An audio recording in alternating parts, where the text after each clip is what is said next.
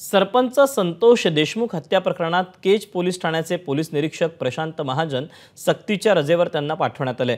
त्यांचा अतिरिक्त पदभार अनैतिक मानवी वाहतूक प्रतिबंधक कक्षाचे पोलीस निरीक्षक वैभव पाटील यांच्याकडे देण्यात आला।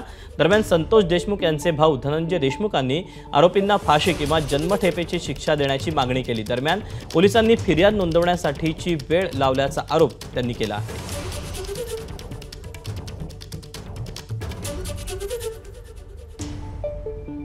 मुख्य आरोपी सह आरोपी हे विष्णू चाटे यांच्या संबंधित असल्यामुळे मी त्यांना कॉल केला 3:36 त्या दिवशी। तर ते म्हणले काय झालं आहे? म्हणलं माझ्या भावाला अपहरण केलं आहे, बघा कुठं शोधाशोध चालू आहे, तुम्ही बघा काही सापडलं तर मला सांगा लवकर। त्याच्यानंतर PSI साहेबांचा फोन आला की आले का सरपंच? मग मी आता PSI शिंदे साहेब आनंद शिंदे साहेबांचा फोन आला की सरपंच आले का?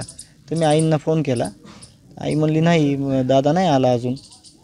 मग हे असं चलत राहिलं। मी जवळपास 38 कॉल केले, म्हणजे 36 कॉल आउटगोईंग आहेत बहुतेक आणि 2 कॉल इनकमिंग आहेत। तर इनकमिंगमधला 1 कॉल आत्ता सांगितलेला त्यांचा विष्णू चाटेचा, आणि लास्टचा 1 कॉल होता ते म्हणले मी ज्या माणसाशी कॉन्टॅक्टमध्ये होतो तो माणूसच आता कॉन्टॅक्टमध्ये येत नाही। मग त्यावेळेस माझ्या भावाचा डेथ झाला होता। ABP माझा, उघडा डोळे बघा नीट।